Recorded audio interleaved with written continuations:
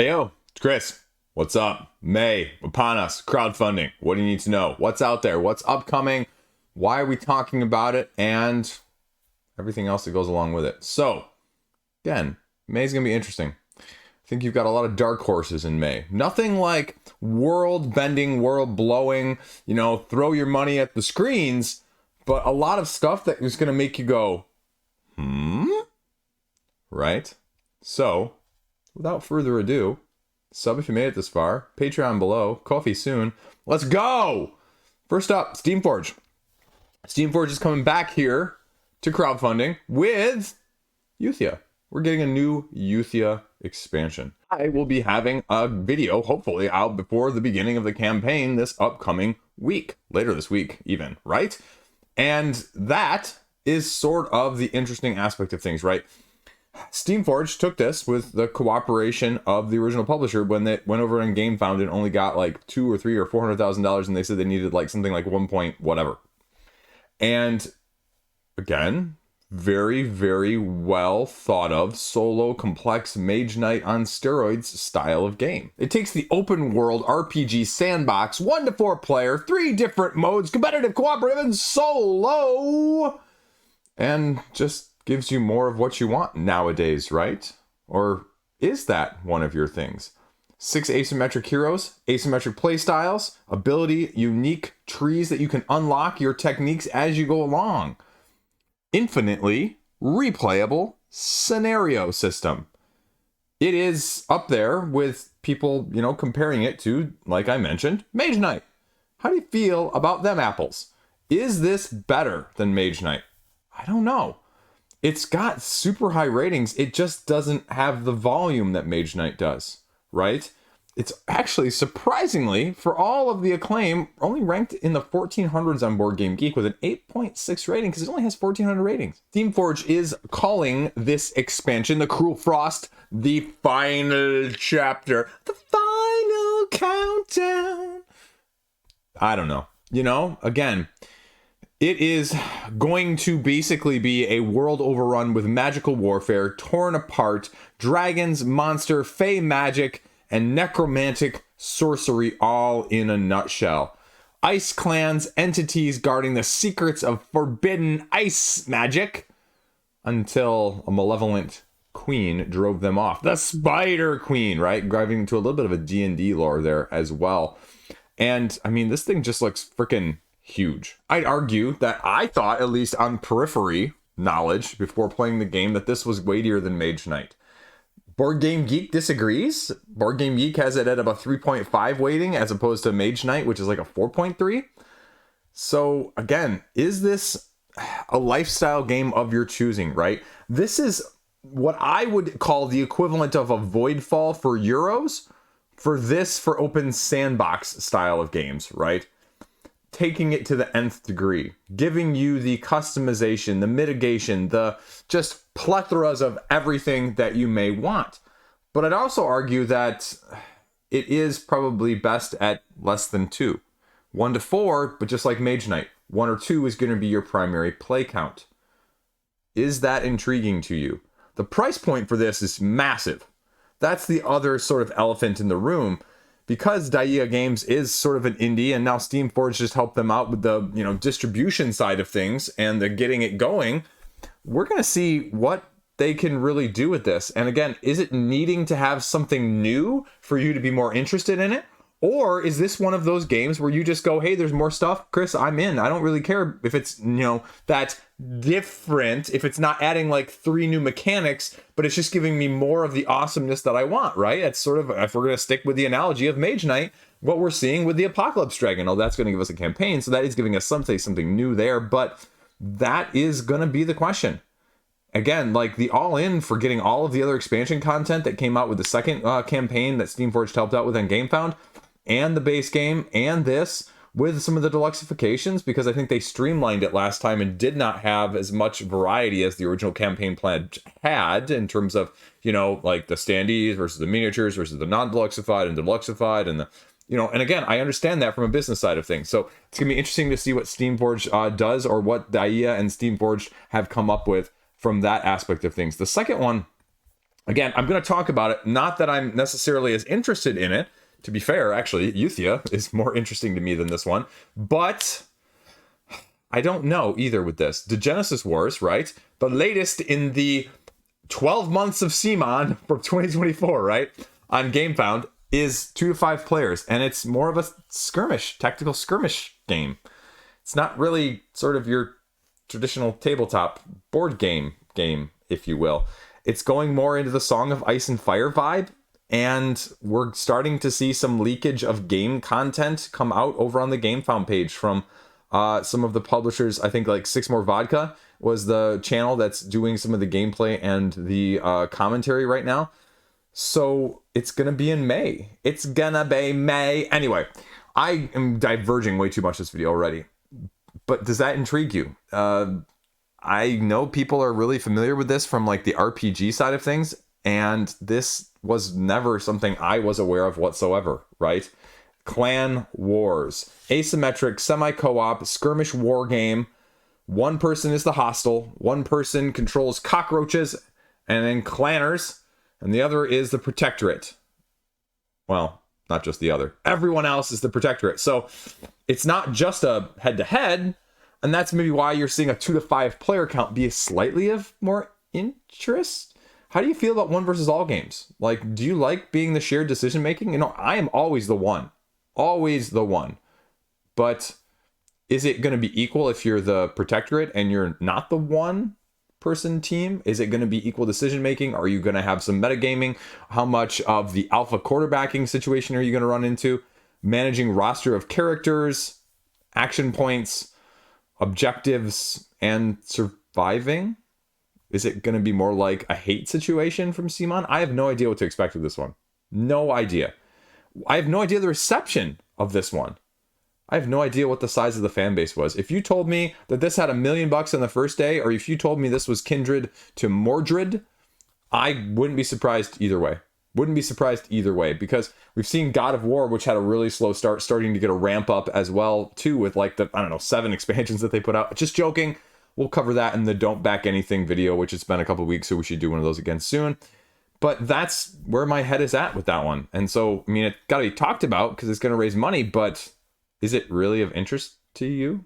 Is there so much of a saturation thing going on? I don't know. Anyway, speaking of saturation and my housing of Nizia tile-laying games, we have Rebirth coming from the combo of Nizia and Mighty Boards with Euro-style strategic tile-laying, clan contribution, rebuilding, and tough decisions over the course of the game, they say. Revitalizing this classic genre. Kind of taking it from the Board Game Geek description. Tile placement. I mean, you know me, right? Like, I have them all, gonna own them all. What difference is this going to give me than the other Tile Nizia games, which I just got my copy of Through the Desert with about a week and a half ago. So, I just gotta catch them all. So that's what my question is going to be at this point.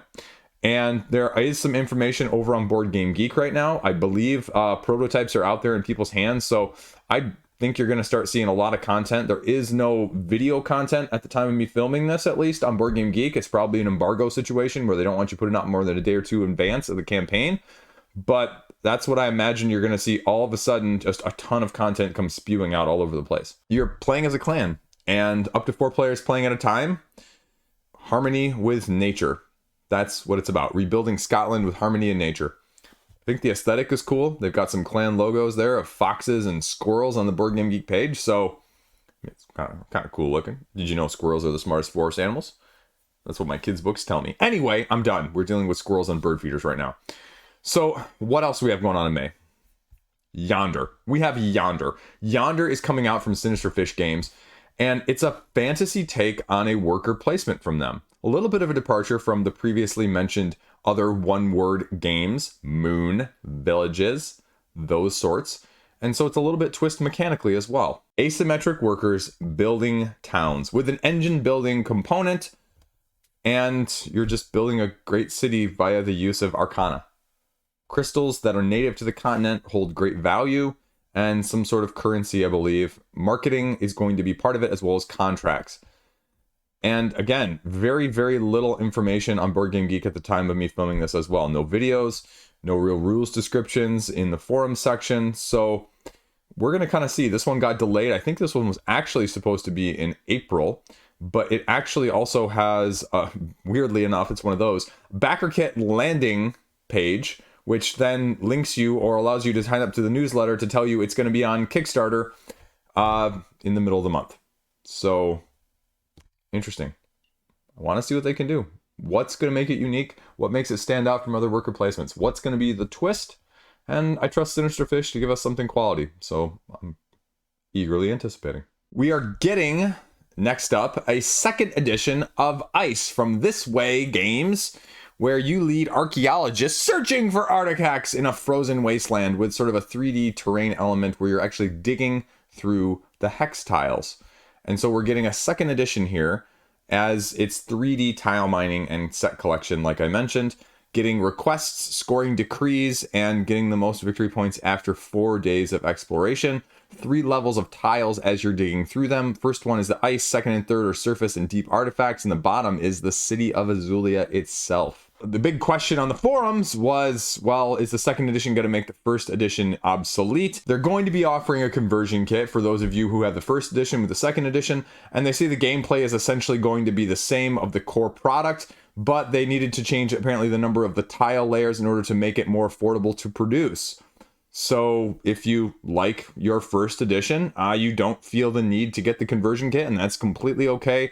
And the expansion will be compatible, they say, that's going to be offered with this one, the Relics expansion, with both editions no matter what. There's also going to be a solo mode with this edition as well, and they promise that yes, there will be further expansions if you like this game in addition, but that at some point they will not always be able to necessarily do backwards compatibility, but as long as you have the conversion kit, it will be backwards compatible then.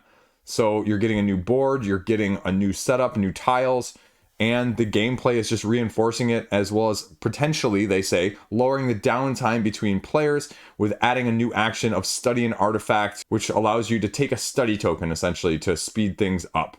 And you have a personal camp, and request cards are apparently going to be drawn from a river as opposed to just top deck drawing. So mitigation there as a whole when this one launches in the second week of the month. Then we also have Children of Morta, based on the video game from Rumis Games, and we're seeing another roguelike asymmetric character action selection system with a little bit of quacks, if you will. I'll have a video out on this one in addition. I have a prototype copy sitting in my kitchen right now at the time of me filming this, and it gives you sort of a different vibe for than asymmetric pulling of characters, slotting them in front of you, sort of like what you're seeing now similarly with Slay the Spire.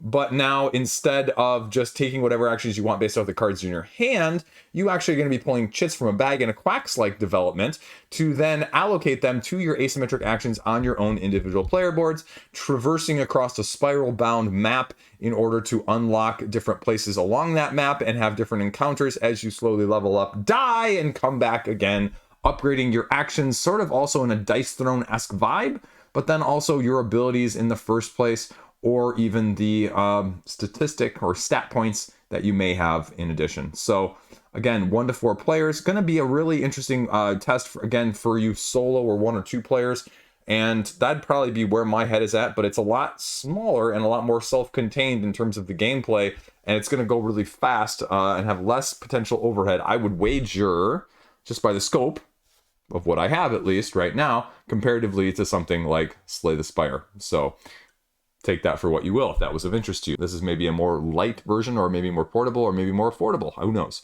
Not going to make head-to-head comparisons, just showing you what I got on the table. Next up, Eagle Gryphon is going with a little bit of one of their lighter ones now. Bot Factory was the previous lighter game from Eagle Gryphon, and so we'll see if this has a little bit better turnout in terms of throwing the cash around than that did, as sort of a lighter version, I think, of what's the heavier one, Kanban, or one of those, factory-style games. And so this is going to be you managing the House of Fado, a restaurant, promoting your musicians and sending them to the Starlight. Again, 2.5 rating wise in terms of weight on Board Game Geek, and you're attracting customers, promoting your musicians, and gaining prestige for your house, moving your staff members in different places throughout the restaurant in order to get different actions. and using, they say, and this is the more important thing, or the more interesting thing for some of you Eagle Griffin aficionado Lacerdo lovers, is that that's using the same bump action style that is present in the Gallerist. So does that intrigue you now that I mentioned that? And there's even speculation of what I just said, right? With the comparison to Bot Factory and Kanban, and then Mercado de Lisboa versus Lisboa, is this a lighter version of the Gallerist? So you have a KO action based on the Gallerist, 1 hour game, but challenging in the Lacerda style is the quote that they're using on there. So that is a shorter playtime. So is that appealing to you? I mean, that's sort of the Terra Nova for Terra Mystica. Does it really work out when you try and cut some of the corners off? That's going to be the interesting test. And sometimes the heavier people are like that. Sometimes they really don't. Sometimes, you scaled back way too much. Or sometimes the lighter people don't get the full experience. And so it's just a delicate balance. And I don't know.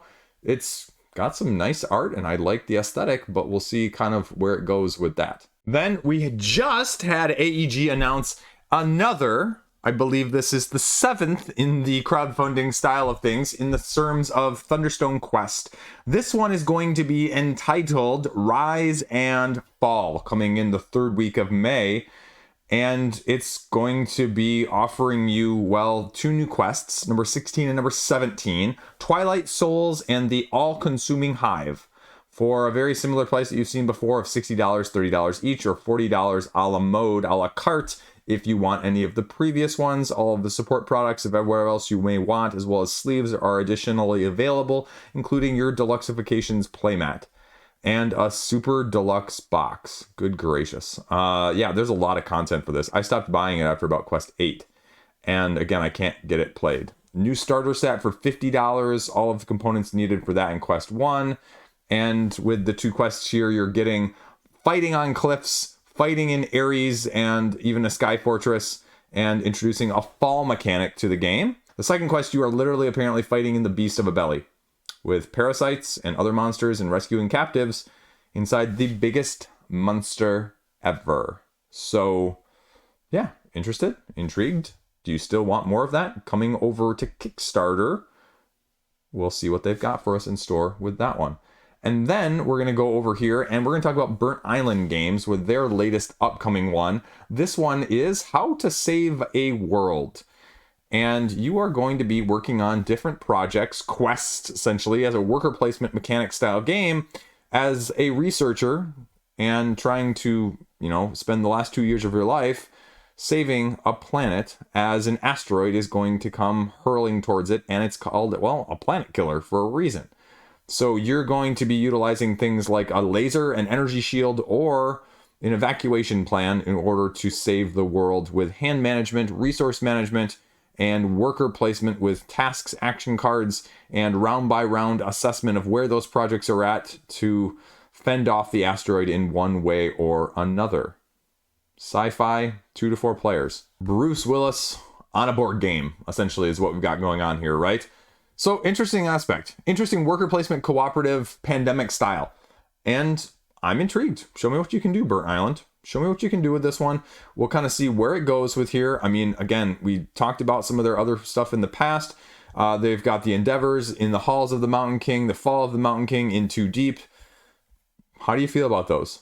Are those things that you're interested in? Is this going to be different? Is there a big market for cooperative worker placements? We don't see a lot of them at all. So it's definitely a genre or a mechanical style that, is ripe to be tapped. Is this the one that's going to tap it from that side of things? So last up here, we'll talk about Feudum. Feudum is getting a reprint, the 7th anniversary reprint of Feudum.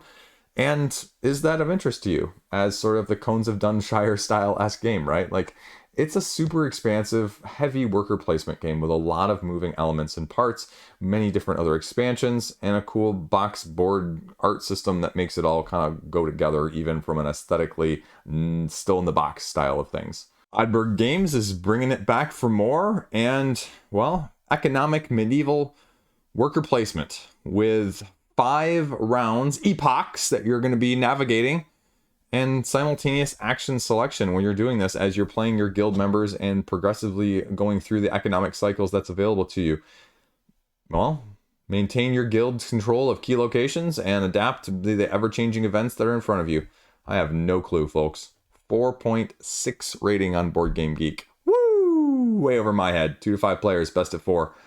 Check it out. I mean, it's ranked high. It's well thought of, but it's definitely going to be a niche game too. So it's going to be too heavy for me, but is it right for you? Goldilocks and the 3 worker placements. So that's what we got going on for May. Interested, intrigued, a little bit all over the place. As always, as usual, again, just stuff that catches my eye, stuff that's worth talking about, and stuff that's going to sort of kind of test the waters, test the boundaries, test the market share or niche or value. So everything along those lines. What else? I mean, that's just a small smattering, right? There's 1 or 2 every week that always catch my eye, that are always interesting.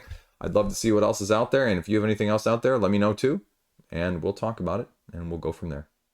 As always, made it this far somehow, some way, and you haven't subscribed, please do that. That'd be super awesome. Otherwise, have a great freaking fantastic day and play something fun. Play something fun. That's what this is all about. Peace out. See you around.